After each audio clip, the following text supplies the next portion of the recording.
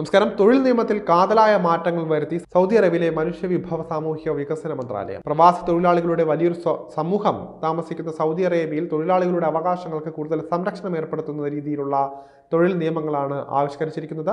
ഇത് പ്രകാരം പ്രവാസികൾ ഉൾപ്പെടെയുള്ള ജീവനക്കാരുടെ വിവാഹം, ബന്ധുക്കളുടെ മരണം തുടങ്ങിയ സന്ദർഭങ്ങളിൽ പ്രത്യേക അവധി അനുവദിക്കണം.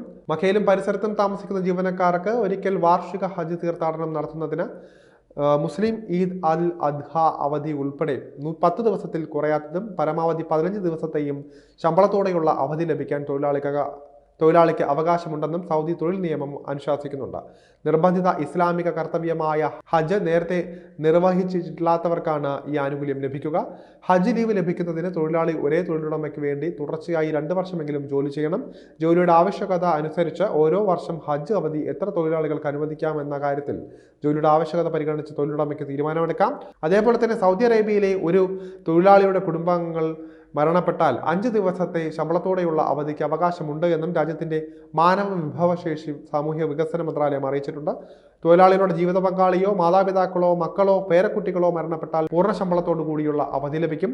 സൗദി തൊഴിൽ നിയമപ്രകാരം കൂടാതെ സൗദി തൊഴിൽ നിയമത്തിലെ ആർട്ടിക്കിൾ 113 തൊഴിലാളിക്ക് അവന്റെ അല്ലെങ്കിൽ അവരുടെ വിവാഹശേഷം 5 ദിവസത്തേക്ക് പൂർണ്ണ ശമ്പളത്തോടെയുള്ള അവധി ലഭിക്കാൻ അവകാശമുണ്ട്. ഇത്തരത്തിൽ പ്രവാസികൾക്ക് ആശ്വാസമാകുന്ന ഒട്ടേറെ വാർത്തകളാണ് ഇപ്പോൾ സൗദി അറേബ്യയിൽ നിന്ന് കേട്ടുകൊണ്ടിരിക്കുന്നത്.